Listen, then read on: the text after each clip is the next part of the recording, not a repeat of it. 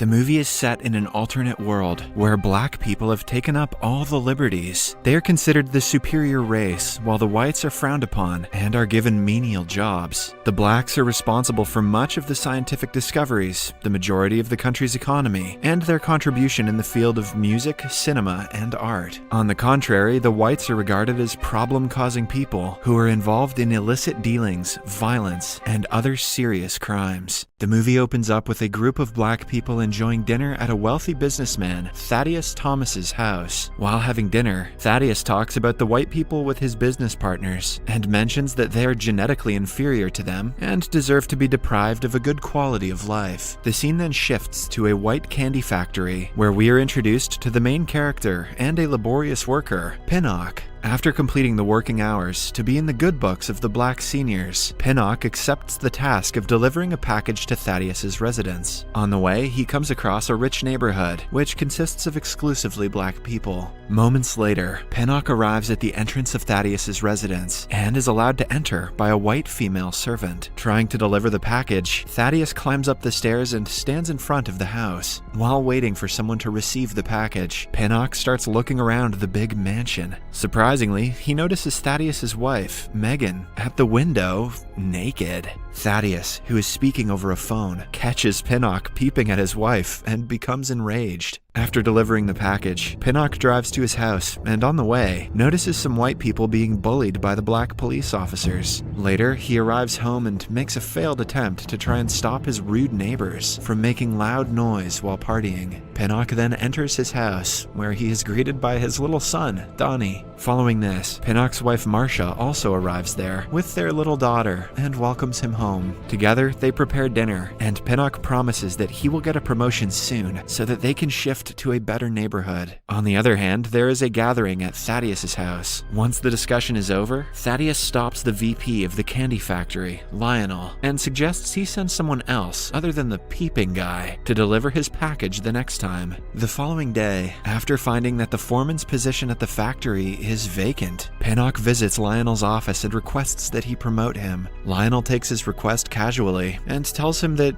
he will look into it. Seeing his careless attitude, Pinnock reminds him of the extra shift that he has been putting up lately. He also mentions about the delivery that he conducted at Thaddeus's house the day before. As soon as Lionel hears this, he asks Pinnock to take a seat and politely informs him that he can no longer continue working at the factory. Pinnock is shocked to hear this and tells Lionel that he cannot fire him without any reason. Lionel, however, tries to make Pinnock understand that the decision will be good for him in the long run. When Pinnock insists on knowing the reason, Lionel reveals that the owner of the factory, Thaddeus, noticed him peeping at his wife when he went there to deliver the package. In the next scene, Pinnock can be seen standing outside Thaddeus's house, ready to peep again, requesting the white servant let him talk with Thaddeus and clear the misunderstanding. The servant lady walks up to Thaddeus and informs him about the situation, but as he is in a meeting, he refuses to talk. As a result, Pinnock is ignored at the entrance, despite begging for over an hour. Devastated, Pinnock visits the employment office to find a new job, but all he can get is low-paying work, which won't be sufficient to support his family.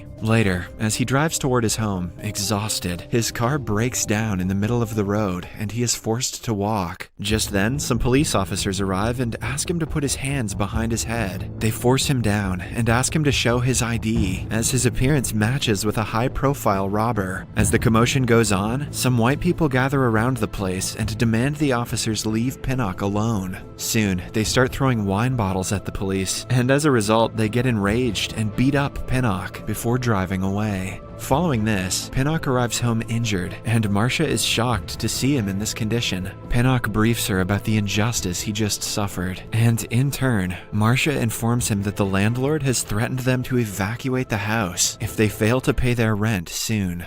One early morning, the Pinnock family is woken up by the landlord, who has arrived there with a couple of police officers. The officers inform Pinnock that they're here to request them to evacuate the place with their belongings immediately. After the Pinnock family gather their important belongings, Pinnock's mother-in-law chastises him for being a bad husband and informs him that there is no room for him at her house. Leaving him alone, the mother-in-law drives away with Marcia and the kids. Having nowhere to go, Pinnock can be seen waiting for Thaddeus outside his entrance gate. A while later, Thaddeus arrives and asks Pinnock what he is doing. Realizing that the old man doesn't recognize him, Pinnock takes out a revolver and points it at Thaddeus. He then enters Thaddeus's car and tells him that they need to talk. Pinnock hands him a piece of paper and asks him to provide him with the amount of money written there. Thaddeus tries to escape, claiming that he doesn't have that kind of cash on him, but Pinnock forces him to drive to a nearby bank. Moments later, the duo arrives outside a bank, and Pinnock threatens Thaddeus to talk to the teller standing at the window. Following the order, Thaddeus tries to converse with the white teller and ask for some money, but the teller refuses to help him, mentioning that the bank is closed for the day. This enrages Thaddeus, and he threatens the teller to call his superior. But before things can escalate, Pinnock forces Thaddeus to drive away. Following this, they drive to a jungle and stop near Pinnock's truck. After exchanging cars, they once again resume their journey, but this time, Pinnock takes the steering wheel while Thaddeus is ordered to stay still. After some time inside the car, the duo arrives outside Pinnock's neighborhood, where he used to live. Here, Pinnock mentions that his neighborhood is better than Thaddeus's area. He also blames Thaddeus for his present miserable condition. Surprisingly, Thaddeus is oblivious to what Pinnock is saying and asks for an explanation. Hearing this, Pinnock laughs and tells Thaddeus that he is the one who came to deliver the package some days before. Pinnock then accuses Thaddeus of giving orders to Lionel to fire him. Thaddeus immediately refuses the accusation, mentioning that he only told Lionel to hire a new delivery guy. He then offers to settle the matter over a call with Lionel. However, Pinnock refuses the offer and decides to wait until Monday, when the banks are open.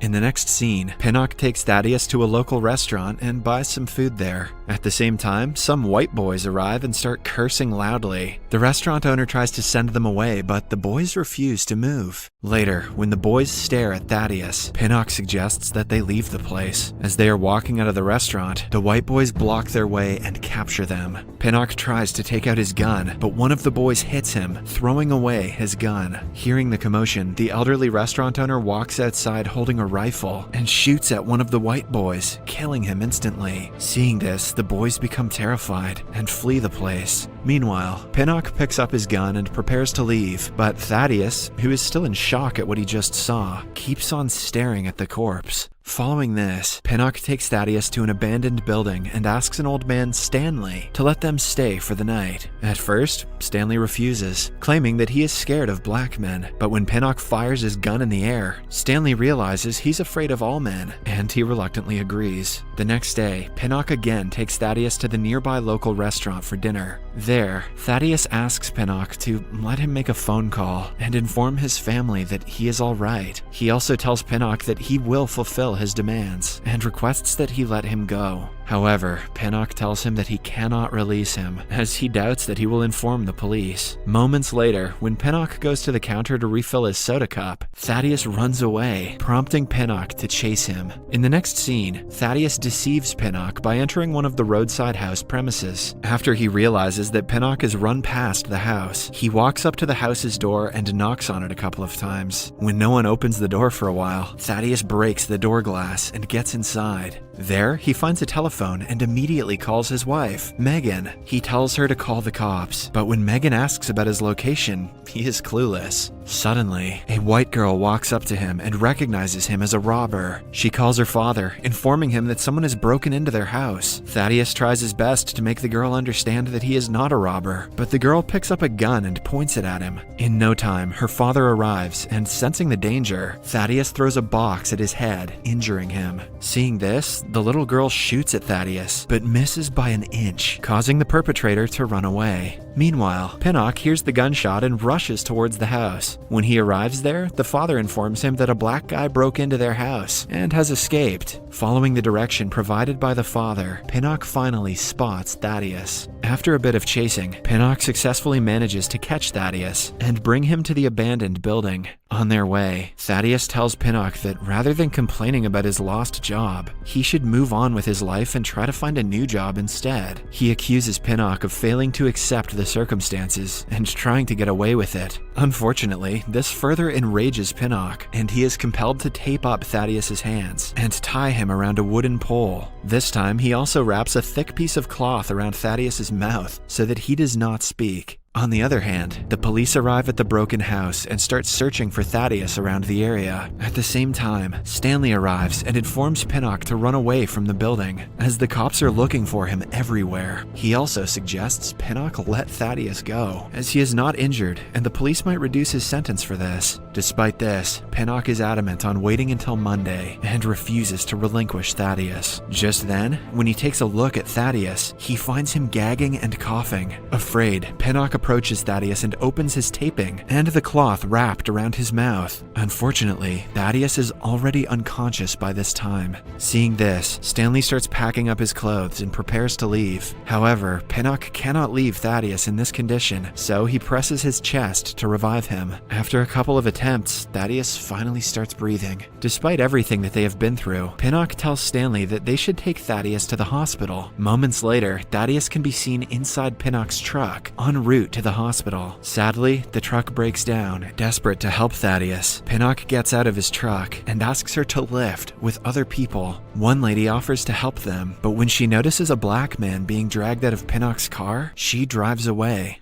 With no sign of any vehicles driving around and seeing Thaddeus's miserable condition, Pinnock takes out his gun and fires some shots into the air. He also shoots at some nearby stores and breaks the glass, starting an emergency siren everywhere. Moments later, Stanley notices a police car approaching and suggests that Pinnock leave the place. Pinnock tries, but after looking at Thaddeus's miserable condition, he changes his mind and decides to stay with him until he is taken to the hospital. Stanley tries to convince Pinnock again, but the latter refuses, and he is forced to escape alone. Following this, the police officers arrive and ask Pinnock to put his hands behind his head. Unfortunately, they notice a gun in Pinnock's hand, and without questioning him, they shoot him to death. Thaddeus is looking at all this, but he can do nothing to stop the officers. He feels sad for Pinnock and starts crying. In the final scene of the movie, Thaddeus visits Pinnock's mother-in-law's house and meets with Marcia. He tries to introduce himself, but Marcia tells him that Stanley has already told her everything about the incident. Hearing this, Thaddeus offers an envelope full of money, mentioning that it is for her family. However, Marcia refuses to accept the money and returns it. She then closes the door on his face and heads inside. The movie ends as little Donnie stares at Thaddeus while he drives away in the car. Sorry for not making jokes in this video, it just didn't feel funny to me. Subscribe for more videos like this, turn on notifications, and leave a like to help the channel out. Thank you for watching.